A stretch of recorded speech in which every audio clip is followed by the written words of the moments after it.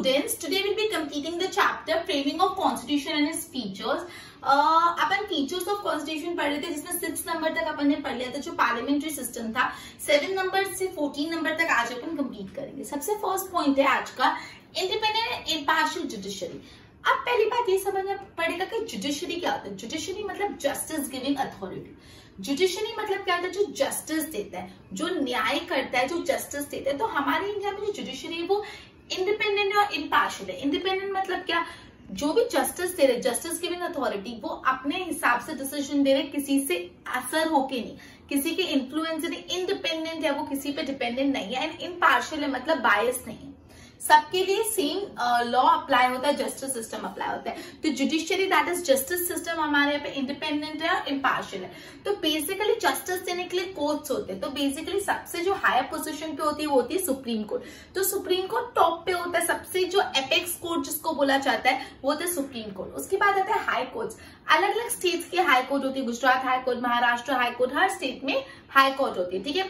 और high court के jurisdiction में डिस्ट्रिक्ट कोर्ट होता है डिस्ट्रिक्ट लेवल पे, और लोकल लेवल पे तालुका लेवल पे लोकल और स्पेशल कोर्ट्स होते हैं। तो जुडिशियरी सिस्टम पहले समझ लो। सबसे पहले सुप्रीम कोर्ट होता है, सबसे हाईएस्ट अथॉरिटी सुप्रीम कोर्ट। फिर हाई कोर्ट्स आता है, हाई कोर्ट्स अलग अलग स्टेट्स के होते हैं। फिर तालुका लेवल पे तालुका कोर्ट, डिस्ट्रिक्ट लेवल पे डिस्ट्रिक्ट कोर्ट आता है, और तालुका लेवल पे लोकल कोर्ट्स और स्पेशल कोर्ट्स आते हैं। तो बेसिकली सुप्रीम कोर्ट का जो डिसीजन है it is binding on all other court. जो सुप्रीम कोर्ट ने डिसीजन दिया वो सारे कोर्ट्स को फॉलो करना जरूरी है। मतलब सपोज अगर हाई कोर्ट ने कोई ऑर्डर दिया और वो हाई कोर्ट के ऑर्डर को चैलेंज करते हुए कोई सुप्रीम कोर्ट ने ऑर्डर दिया, वो ऑर्डर हाई कोर्ट का दूसरा था और सुप्रीम कोर्ट का अलग था, तो किसका चलेगा, सुप्रीम कोर्ट का। मतलब जो भी सुप्रीम कोर्ट का ऑर्डर है वो बाइंडिंग है, मतलब सबको बाइंड कर देता है, फॉलो करना ही पड़ता है। सुप्रीम कोर्ट का डिसीजन फाइनल होता है। सपोज यूनियन और स्टेट के बीच में कॉन्फ्लिक्ट है। कॉन्फ्लिक्ट मतलब कोई मैटर के रिलेटेड कुछ लड़ाई चल रही है यूनियन पे। यूनियन मतलब पूरा सेंट्रल और स्टेट मतलब इंडिविजुअल से, मतलब कॉन्स्टिट्यूशन के मैटर रिलेटेड या कॉन्स्टिट्यूशन के इंटरप्रिटेशन रिलेटेड। तो उस टाइम भी फाइनल डिसीजन कौन देता है, सुप्रीम कोर्ट देता है कि ये डिसीजन स्टेट के फेवर में जाएगा या तो यूनियन के फेवर में जाएगा। तो बोला जब भी यूनियन और स्टेट के बीच में अगर कुछ कॉन्फ्लिक्ट होती है बेस्ड ऑन कॉन्स्टिट्यूशन या तो कॉन्स्टिट्यूशन के इंटरप्रिटेशन के लिए, तो इस टाइम पे भी फाइनल डिसीजन सुप्रीम कोर्ट का ही होता है। तो सुप्रीम कोर्ट को protector and guardian of constitution बोला गया। ये कॉन्स्टिट्यूशन का प्रोटेक्टर है, कॉन्स्टिट्यूशन को प्रोटेक्ट करता है, और कॉन्स्टिट्यूशन का गार्जियन बोला गया, मतलब जो गार्ड करता है कॉन्स्टिट्यूशन को। कॉन्स्टिट्यूशन की रक्षा करने का काम सुप्रीम कोर्ट का होता है। कॉन्स्टिट्यूशन का रक्षक और गार्डियन है, प्रोटेक्टर एंड गार्डियन। तो this was about independent and impartial justice. I am explaining one more time, be attentive please. Okay, तो मैं आपको पहले बता रही हूँ जुडिशरी मतलब जस्टिस गिविंग सिस्टम, जो न्याय देता है। तो हमारा जो न्याय देने की सिस्टम्स है जुडिशरी, वो इम्पार्शियल और इंडिपेंडेंट है। इंडिपेंडेंट मतलब वो किसी और के कहने पे जस्टिस नहीं देती, वो इंडिपेंडेंट है, किसी पे डिपेंडेंट नहीं रहती। और इम्पार्शियल मतलब बिना कोई भेदभाव के जस्टिस देती है। तो बेसिकली पहले अपना जुडिशरी सिस्टम समझते थे। जुडिशरी सिस्टम ऐसा है, सबसे टॉप पे है सुप्रीम कोर्ट। सुप्रीम कोर्ट सबसे टॉप पे, सुप्रीम कोर्ट एपेक्स कोर्ट है। पूरे इंडिया में एक ही है सुप्रीम कोर्ट। फिर हाई कोर्ट होता है, जो हर स्टेट की अलग हाई कोर्ट होती है, ठीक है। हर स्टेट की, जैसे Gujarat high court, Maharashtra high court, Rajasthan high court, हर स्टेट की हर हाई कोर्ट होती है। और हाई कोर्ट के जुडिडिक्शन में तालुका लेवल पे डिस्ट्रिक्ट लेवल पे डिस्ट्रिक्ट कोर्ट्स होते हैं, और तालुका लेवल पे लोकल कोर्ट और स्पेशल कोर्ट होते हैं। जो भी सुप्रीम कोर्ट का डिसीजन है वो बाकी के दूसरे कोर्ट पे भी बाइंडिंग होता है। जो भी सुप्रीम कोर्ट का डिसीजन होता है वो रेस्ट अदर दूसरे कोर्ट्स पे बाइंडिंग होता है। मतलब सुप्रीम कोर्ट ने जो डिसीजन ले लिया, हाई कोर्ट उन सबको चैलेंज नहीं कर सकते। जो भी सुप्रीम कोर्ट का डिसीजन हुआ सबको फॉलो करना जरूरी है। इनफैक्ट कभी यूनियन और स्टेट के बीच में कोई कॉन्फ्लिक्ट है, कोई बातचीत है, कोई कॉन्फ्लिक्ट है, कोई तकलीफ है related to matter of constitution या उसके इंटरप्रिटेशन के टाइम, तो उसमें भी फाइनल डिसीजन किसका होता है, सुप्रीम कोर्ट का होता है। सुप्रीम कोर्ट को कॉन्स्टिट्यूशन का प्रोटेक्टर और गार्डियन बोला गया। सुप्रीम कोर्ट को क्या बोला गया, कॉन्स्टिट्यूशन का प्रोटेक्टर और गार्डियन बोला गया है। क्लियर हुआ इतना। अब सेकंड नेक्स्ट पढ़ रहे अपन 8 one is amendment in constitution. मैंने आपको बताया अमेंडमेंट मतलब क्या होता है, चेंजेस। मैं बार बार ये चीज बोली तो it should not like strike you again कि अमेंडमेंट मतलब क्या होता है मैम। मैं आपको हर लेक्चर में जब भी वर्ड आ रहा है एक्सप्लेन यू अमेंडमेंट मतलब चेंजेस। तो क्या कॉन्स्टिट्यूशन में कोई चेंजेस हो सकते हैं या कॉन्स्टिट्यूशन में चेंजेस हो सकते हैं। तो बोला दूसरे कंट्रीज के कंपैरिजन में जो इंडिया का कॉन्स्टिट्यूशन बहुत डायनामिक है, मतलब उस फ्लेक्सिबल, उसमें बदलाव हो सकते हैं। अब कॉन्स्टिट्यूशन में अमेंडमेंट तो हो सकती है लेकिन 3 तरीके से हो सकते हैं। कॉन्स्टिट्यूशन में अमेंडमेंट तो हो सकते हैं लेकिन कितने तरीके से हो सकते हैं, 3 तरीके से हो सकते हैं। पहला तरीका है by simple majority of member present voting in parliament. Parliament में जितने भी मेंबर्स प्रेजेंट है वोट करे उसमें simple majority. See for example 20 members है तो अगर 10 से ज्यादा का वोट फेवर में आया तो वो अमेंडमेंट हो जाएगा। और ये सिंपल मेजोरिटी, सिंपल मेजोरिटी मतलब जितने भी लोग हैं उसका आधा कर लो, आधे से ज्यादा जो बोलते हैं वो फॉलो होगा। मेजोरिटी विंस बोलते हैं ना, अगर 4 लोग हैं तो 3 लोग ने कोई बात बोली तो अपन क्या बोलेंगे, मेजोरिटी विंस। सिंपल मेजोरिटी इसको बोलते हैं, जहाँ पे आधे से ज्यादा वोट्स होनी चाहिए। मेजोरिटी, मेजर पार्ट आधे से ज्यादा अपना होना चाहिए। तो पहले simple majority of the people present and voting in parliament. Parliament में जो लोग प्रेजेंट है और वोट करे उसकी सिंपल मेजोरिटी। फिर कुछ कुछ ऐसे मैटर्स होते हैं, कुछ कुछ ऐसे अमेंडमेंट होते हैं जिसमें सिंपल मेजोरिटी नहीं चलती, जिसमें स्पेशल मेजोरिटी चाहिए। स्पेशल मेजोरिटी मतलब 2/3 of the members of parliament present and voting. मतलब जितने भी मेंबर्स प्रेजेंट है उसमें से 2/3 मेंबर अग्री करेंगे तभी वो अमेंडमेंट होगा। सिंपल मेजोरिटी में क्या होता है, 1/2 आधे से ज्यादा। लेकिन स्पेशल कुछ कुछ ऐसे कॉन्स्टिट्यूशनल अमेंडमेंट्स होते हैं जिसमें स्पेशल मेजोरिटी चाहिए। स्पेशल मेजोरिटी मतलब 2/3 of the members present and voting in the parliament. अब कुछ कुछ ऐसे मैटर्स होते हैं कंसर्निंग टू यूनियन और स्टेट रिलेशन जिसमें स्पेशल मेजोरिटी भी चाहिए, मतलब 2/3 of the members present and voting in the parliament भी चाहिए। साथ ही साथ just a minute, concurrence of not less than 50% of state legislative. उसके साथ जो स्टेट लेजिस्लेशन है उसके 50% से ज्यादा, नॉट लेस देन 50%, मतलब 50% या उससे ज्यादा भी कंफर्मेशन चाहिए। क्लियर? तो बेसिकली 3 वेज थे जिससे कॉन्स्टिट्यूशन में अमेंडमेंट आ सकते हैं। आपको 2 मार्क के लिए पूछ सकते हैं व्हाट आर द 3 वेज जिससे हम कॉन्स्टिट्यूशन में अमेंडमेंट ला सकते हैं। कुछ कुछ कॉन्स्टिट्यूशनल मैटर में सिंपल मेजोरिटी से अमेंडमेंट आ जाता है, simple majority of the members present and voting in parliament. Simple majority मतलब मैंने आपको बता दिया कि जितने भी मेंबर्स है आधे से ज्यादा उसमें वोट करें। फिर कुछ कुछ ऐसे कॉन्स्टिट्यूशन मैटर्स होते हैं जिसमें स्पेशल मेजोरिटी चाहिए, that is 2/3 of the members present and voting in a parliament. मतलब उसमें स्पेशल मेजोरिटी, सिंपल मेजोरिटी से काम नहीं बनेगा, स्पेशल मेजोरिटी मतलब 2/3 और मोर। उसके बाद कुछ कुछ ऐसे मैटर्स होते हैं यूजुअली स्टेट और यूनियन के रिलेशन रिलेटेड मैटर होते हैं, उसमें स्पेशल मेजोरिटी भी चाहिए, साथ साथ concurrence of 50% of state legislature. मतलब 50% है, नॉट लेस देन 50%, मतलब 50% से कम नहीं, मतलब 50% या 50% ज्यादा स्टेट लेजिस्लेशन का कंकरेंस चाहिए, मतलब उसकी हामी चाहिए। अगर इंटरस्टेट रिलेशनशिप में कोई चेंजेस आने हैं, स्ट्रक्चर में कोई चेंजेस आना है, कोई जुडिशियरी अथॉरिटी में चेंजेस आने हैं, तो उसमें consent of the is necessary. ठीक है, उसमें उसका भी कंसेंट बहुत नेसेसरी है। Consent of the half of the state is necessary. मतलब अगर आपको इंटरस्टेट रिलेशन, कोई यूनियन और स्टेट के रिलेशनशिप में चेंज करना है या एक दूसरे स्टेट के रिलेशनशिप में चेंज करना है, स्टेट का स्ट्रक्चर बनाना है, अगर जुडिशियरी में कोई चेंजेस करना है तो आपको consent of half of the state, state के आधे से ज्यादा स्टेट्स का कंसेंट चाहिए। ठीक है, okay. Judgement of the court, मतलब कभी कभी कोर्ट ने कोई जजमेंट दिया, मतलब कोर्ट ने कोई ऐसा जजमेंट दिया जिसमें कॉन्स्टिट्यूशन में कुछ बदलाव करना पड़े, तो कोर्ट के जजमेंट से भी कॉन्स्टिट्यूशन में अमेंडमेंट होता है। तो आप कैसे पूछ सकते हैं क्या कोर्ट के जजमेंट से कॉन्स्टिट्यूशन में अमेंडमेंट हो सकता है? Yes, even after the judgement of the court constitution में अमेंडमेंट होता है। तो कॉन्स्टिट्यूशन बहुत ही फ्लेक्सिबल डॉक्यूमेंट है।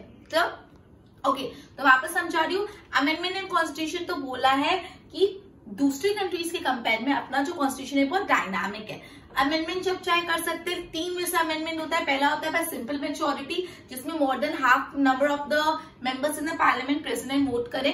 फिर सेकंड वाला होता है स्पेशल मेजोरिटी, मतलब 2/3 of the members present and voting in parliament. Special majority, कुछ कुछ ऐसे कॉन्स्टिट्यूशन मेजर्स होते हैं जिसमें स्पेशल मेजोरिटी चाहिए, मतलब जितने भी मेंबर्स प्रेजेंट है और वोट करे उसमें 2/3 उससे ज्यादा उसको वोट करेंगे। थर्ड होता है कोई ऐसा मैटर जो स्टेट और यूनियन के रिलेटेड होता है, उसमें स्पेशल मेजोरिटी भी चाहिए होती है, साथ साथ 50% है उससे ज्यादा स्टेट का कंकरेंस भी चाहिए होता है, स्टेट लेजिस्लेटिव का। ठीक है, इवन अगर कोर्ट का कोई जजमेंट आया है उस बेसिस पे भी कॉन्स्टिट्यूशन में अमेंडमेंट होता है। तो कॉन्स्टिट्यूशन बहुत फ्लेक्सिबल डॉक्यूमेंट है। उसके बाद नेक्स्ट जो अपन फीचर पढ़ रहे हैं वो यूनिवर्सल अडल्ट सफरेज है। आपने बहुत बार पढ़ा यूनिवर्सल अडल्ट सफरेज। कोई भी इंडिया का सिटीजन जो 18 ईयर्स या 18 ईयर्स से अबाव है, he is eligible to vote, he और she is eligible to vote. वो वोट कर सकते हैं पार्लियामेंट के इलेक्शन में, स्टेट लेजिस्लेटिव के इलेक्शंस में, लोकल सेल्फ गवर्नमेंट के इलेक्शन में, कोई ये सब इलेक्शन में वोट कर सकते हैं without any discrimination of education, poverty standard, अमीर गरीब, रिच, काला का डिफरेंस, एजुकेशन का डिफरेंस, जेंडर का डिफरेंस, कोई भी बेसिस पे उनको डिस्क्रिमिनेट नहीं कर सकते। उनके पास हक है कि वो वोट कर सकते हैं। मतलब कोई भी सिटीजन जो 18 साल या 18 साल से ज्यादा की उम्र का है, उसके पास ये हक है कि वो इलेक्शंस में जाके वोट कर सकता है। वो पार्लियामेंट के इलेक्शन में भी वोट कर सकता है, स्टेट लेजिस्लेटिव के इलेक्शन में भी वोट कर सकता है, लोकल सेल्फ गवर्नमेंट के इलेक्शन में भी वोट कर सकता है, without any discrimination of gender, colour, education, poverty, अमीर गरीब, काला डिफरेंस, गोरा काला, देन मेल फीमेल, ये कोई भी बेसिस पे डिस्क्रिमिनेशन नहीं कर सकते। इसको बोलते हैं यूनिवर्सल एडल्ट सफरेज। मतलब universal adult suffrage, this is important, ध्यान रखना। क्लियर, समझ आए? Universal adult suffrage. Now secularism. अब आपको सेक्युलरिज्म मतलब हम प्रीएम्बल वाले पार्ट में ही पढ़ चुके। सेक्युलरिज्म ये बोलता है कि स्टेट कोई भी रिलीजन को सपोर्ट नहीं करता, स्टेट कोई रिलीजन फॉलो नहीं होता। इंडिया में वैरायटी ऑफ पीपल रहते हैं, वो variety of different religion follow करते हैं, और हर सिटीजन को हक है कि वो अपना रिलीजन ऑफ चॉइस चूज कर सकता है। जो रिलीजन वो चाहता है वो चूज कर सकता है, स्टेट उसमें इंटरफियर नहीं कर सकती। स्टेट कोई भी धर्म के मैटर में, रिलीजन के मैटर में इंटरफियरेंस अलाउड नहीं है। इसको बोलते हैं सेक्युलरिज्म। वापस सुनो, तो बेसिकली इंडिया एक secular country, India is a secular country. India में people of different religion stay करते हैं, इंडिया में अलग अलग रिलीजन के लोग रिसाइड करते हैं। तो बेसिकली स्टेट डिस्क्रिमिनेट नहीं कर सकता according to religion on the base of colour. मतलब कोई भी सिटीजन को स्टेट उनके धर्म के नाम पे डिस्क्रिमिनेट नहीं कर सकता कि आप ये धर्म के हो तो आपको ये नहीं मिलेगा, आपको ये जॉब नहीं मिलेगी, आपको ये नहीं मिलेगा, XYZ रीजंस। तो कोई भी स्टेट, कोई भी मतलब अपनी जो कंट्री, कोई भी सिटीजन को रिलीजन के नाम पे डिस्क्रिमिनेट नहीं कर सकता। सेक्युलर स्टेट मतलब क्या होता है? सेक्युलर स्टेट वो स्टेट होता है that does not interfere in the matter of religion. Secular state वो स्टेट होता है जो रिलीजन के मैटर में बिल्कुल इंटरफियर नहीं कर सकता एंड और is biased to a specific religion. और वो पर्टिकुलर सेक्युलर स्टेट वो होता है जो कोई भी रिलीजन की तरफ भेदभाव भी नहीं रखता। मतलब सेक्युलर स्टेट वो स्टेट होता है जो कोई भी रिलीजियस मैटर में इंटरफियर भी नहीं करता, और वो कोई भी पर्टिकुलर स्टेट की तरफ बायस भी नहीं। ठीक है। Followers of every religion have right to choose and practice the religion of their choice. Her citizen को हक है कि वो अपने चॉइस का रिलीजन फॉलो कर सकते हैं, स्टेट उसमें ना नहीं बोल सकते। तो सेक्युलरिज्म अपन ने पढ़ा, सेक्युलरिज्म में ये पढ़ा इंडिया एक सेक्युलर स्टेट है, इंडिया में अलग अलग रिलीजन के लोग रहते हैं, स्टेट नहीं डिस्क्रिमिनेट कर सकता on the base of religion, कोई भी सिटीजन को भेदभाव नहीं हुआ जा सकता उनके धर्म पे, रिलीजन के बेस पे। सेक्युलर स्टेट वो स्टेट होता है that does not interfere in religious matter, जो रिलीजियस मैटर में इंटरफियर भी नहीं करते, does not it's not biased towards any religion. वो कोई पर्टिकुलर धर्म को नहीं सपोर्ट करेगा। स्टेट के लिए, कंट्री के लिए सारे धर्म इक्वल है सेक्युलर स्टेट के लिए, और जो जितने भी लोग इंडिया में रह रहे हैं उनके पास हक है कि वो religion of their choice follow कर सकते हैं। तो मैंने 4 फीचर्स पढ़े। पहला पढ़ा इंडिपेंडेंट इम्पार्शियल जस्टिस, फिर पढ़ा अमेंडमेंट इन कॉन्स्टिट्यूशन, फिर पढ़ा यूनिवर्सल एडल्ट सफरेज, और फिर पढ़ा सेक्युलरिज्म। वापस रिवाइज करो। इंडिपेंडेंट इम्पार्शियल जस्टिस में सुप्रीम कोर्ट होता है, हाई कोर्ट स्टेट लेवल पे, डिस्ट्रिक्ट कोर्ट, तालुका कोर्ट होता है।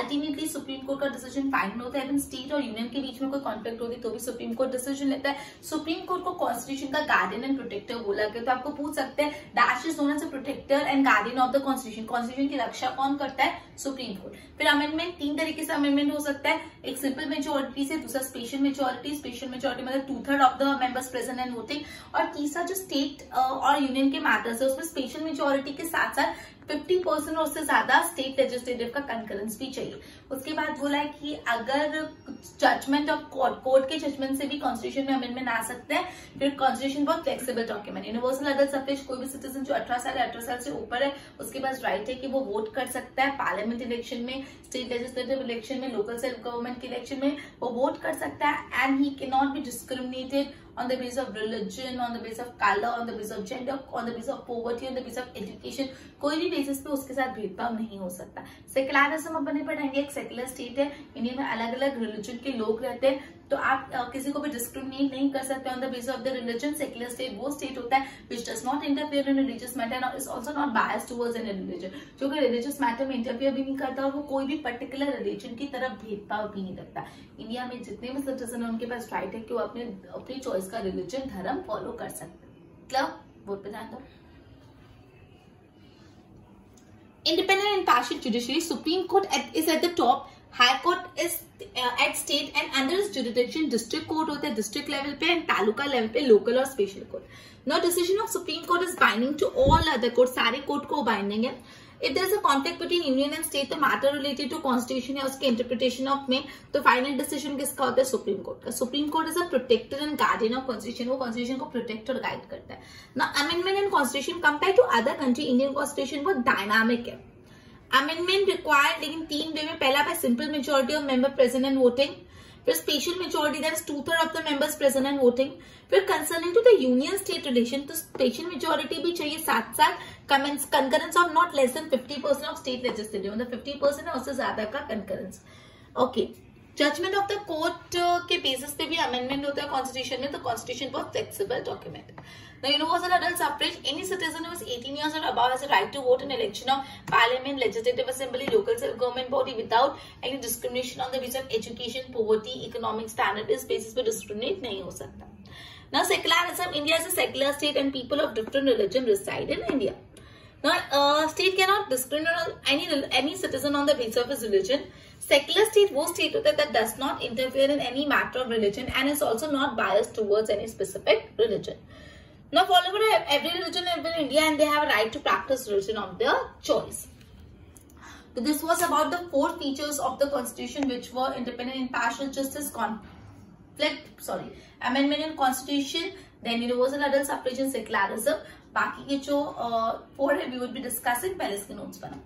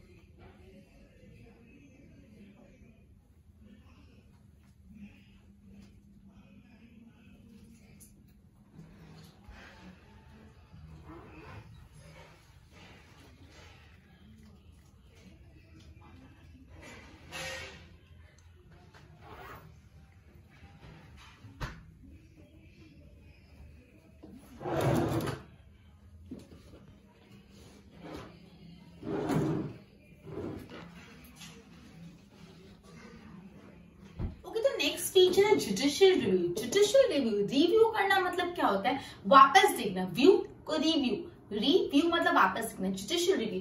तो बेसिकली जुडिशियल रिव्यू बहुत ही चीफ कैरेक्टरिस्टिक है कॉन्स्टिट्यूशन का, बहुत ही मेन कैरेक्टरिस्टिक है कॉन्स्टिट्यूशन का। तो आपसे 1 मार्क में पूछ सकते हैं what is the main characteristic है, what is the chief characteristic of constitution, तो उसमें आएगा जुडिशियल रिव्यू। आपको 4 ऑप्शन देके भी पूछ सकते हैं कि चीफ कैरेक्टरिस्टिक ऑफ कॉन्स्टिट्यूशन क्या है, जुडिशियल रिव्यू। तो without disrespecting powers of parliament में जो पावर्स थे उसको डिसरिस्पेक्ट करे बिना कॉन्स्टिट्यूशनल कंटिन्यूसली ये एफर्ट डालता रहता है कि हार्मोनियस वे में जुडिशियल रिव्यू होता रहे। मतलब बोला है कॉन्स्टिट्यूशन ये नहीं चाहता कि पार्लियामेंट की पावर्स को डिसरिस्पेक्ट करे, बट कॉन्स्टिट्यूशन ये चाहता है कि हार्मोनियस वे में जुडिशियल रिव्यू हो। तो जो पार्लियामेंट के अमेंडमेंट्स होते हैं, एक्सटर्नल ऑर्डर होते हैं, ऑर्डिनेंस होते हैं, जुडिशियल जजमेंट होता है, ये सबका जुडिशियल रिव्यू होता है। मतलब इनको वापस रीचेक किया जाता है, देखा जाता है कि सब with in the provisions of law किया है कि नहीं। और अगर कोर्ट को कुछ ऐसा मिलता है, कुछ डिस्क्रिपेंसी मिलती है, डिस्क्रिपेंसी मतलब कोई तकलीफ, कोई प्रॉब्लम मिलती है उसमें, तो सारे जितने भी डिसीजंस और ऑर्डर पास किए वो अनकॉन्स्टिट्यूशनल माने जाते हैं। कैसे माने जाते हैं, अनकॉन्स्टिट्यूशनल माने जाते हैं। वापस मैं जुडिशियल रिव्यू समझा रही हूँ। जुडिशियल रिव्यू एक बहुत मेन कैरेक्टरिस्टिक, चीफ कैरेक्टरिस्टिक है कॉन्स्टिट्यूशन का।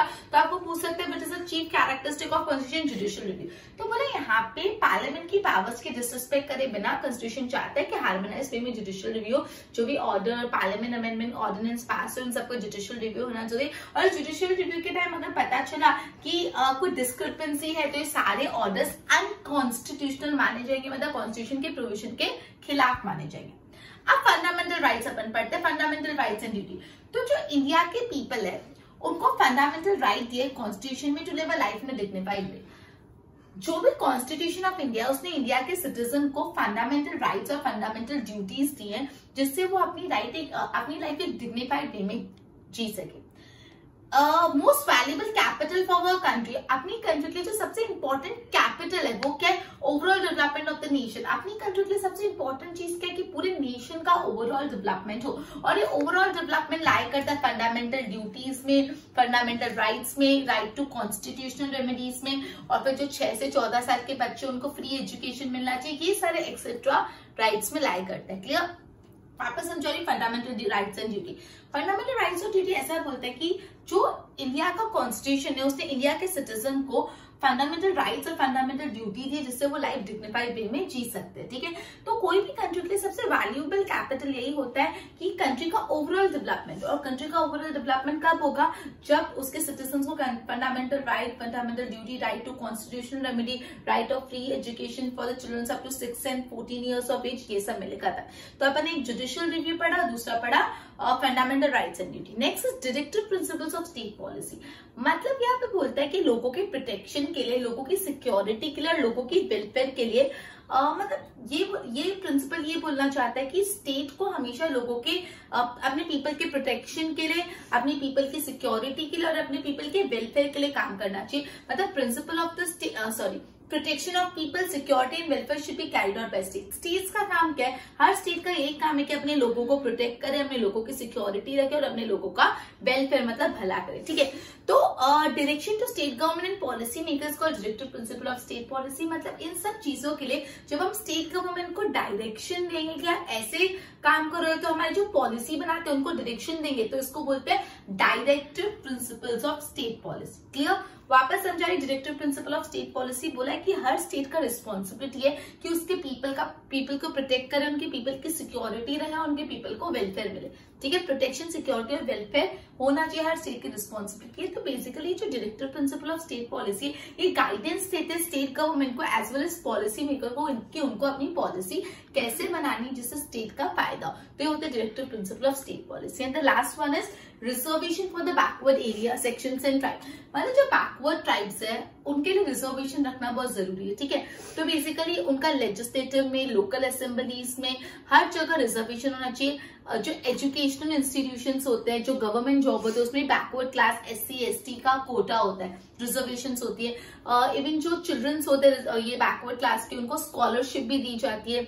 ऑप्टिमिस्टिक और शील्डिंग पॉलिसीज उनके लिए फॉलो की जाती है। तो सिंपल है, reservation for backward sections and tribe. यहाँ पे बोला है कि जो बैकवर्ड सेक्शन है, जो बैकवर्ड क्लास है, उनको भी इक्वल अपॉर्चुनिटी मिले अपनी कंट्री की, वो भी इक्वल भागीदार है, इसलिए उनके लिए रिजर्वेशन लगा जाता है लेजिस्लेटिव असेंबली में, लोकल सेल्फ गवर्नमेंट बॉडीज में, एजुकेशन इंस्टीट्यूट में, जॉब अपॉर्चुनिटीज में। इवन जो चिल्ड्रंस होते हैं उनको स्कॉलरशिप दी जाती है, ऑप्टिमिस्टिक शील्डिंग पॉलिसी फॉलो की जाती है। तो ये 4 पॉइंट्स अपन ने फीचर्स पढ़े। अपन ने पढ़ा जुडिशियल रिव्यू, अपन ने पढ़ा कि जुडिशियल रिव्यू बहुत मेन कैरेक्टरिस्टिक है कोई भी कॉन्स्टिट्यूशन का।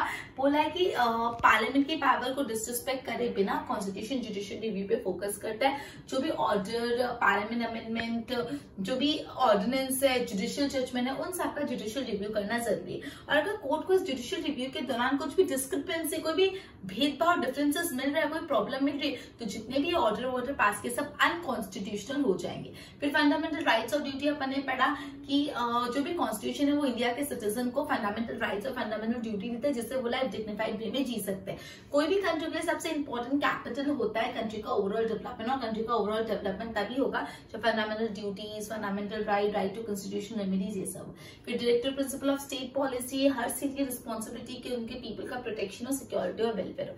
तो ये जो प्रिंसिपल्स होते हैं जो डायरेक्शन प्रोवाइड करते हैं स्टेट को और पॉलिसी मेकर को, उसको बोलते हैं directive principle of state policy. और लास्ट में reserve seats and legislative reservation for backward section. तो बैकवर्ड सेक्शन और बैकवर्ड ट्राइब के लिए रिजर्वेशन रखो लेजिस्लेटिव असेंबली में, लोकल सेल्फ गवर्नमेंट में, स्कूल्स में, यूनिवर्सिटी में, कॉलेजेस में, जॉब अपॉर्चुनिटी में, स्कॉलरशिप में, ऑप्टिमिस्टिक और शील्डिंग पॉलिसी फॉलो करो। क्लियर? बोर्ड पे ध्यान दो। ओके, तो judicial review is chief characteristic of constitution without disrespecting powers of parliament. Constitution effort डाल रहा है for harmonized judicial review. So parliament के amendment, external order, ordinance and judgment matter are given judicial review. इन सबका judicial review होता है। And if court find any discrepancy, अगर court को कोई discrepancy मिलती है तो all these are considered to be unconstitutional. Now fundamental rights and duty. People of India are given by constitution. People of India को fundamental rights और duties दी जाए by constitution to live a life in a dignified way. Most valuable capital of for any country is overall development of the nation. और ये overall development किसमें lies करता है? Fundamental rights and duty, right to constitution remedy, children of 6 to 14 years of age, उनके पास right to education है. Now, directive principle of state policy, protection of people, security and welfare should be carried out by the state. State को ये सारी चीजें करनी है. Direction to state government and policy maker, state government और policy maker को जो हम डायरेक्शन देते हैं उसको बोलते हैं directive principle. Now provision for backward section and tribe, तो रिजर्वेशन होनी चाहिए स्टेट्स में, लेजिस्लेटिव में, लोकल सेल्फ बॉडीज में, इन सब में, एजुकेशनल इंस्टीट्यूट, गवर्नमेंट जॉब में भी रिजर्वेशन कोटास होते हैं, स्कॉलरशिप दी जाती है बैकवर्ड क्लास के चिल्ड्रंस को, optimistic and children policy follow की जाती है। ओके तो ये था अपन ने सारे 14 के 14 फीचर्स पढ़ ले कॉन्स्टिट्यूशन का। With this we are ending our lecture, also our chapter has been completed. Good bye.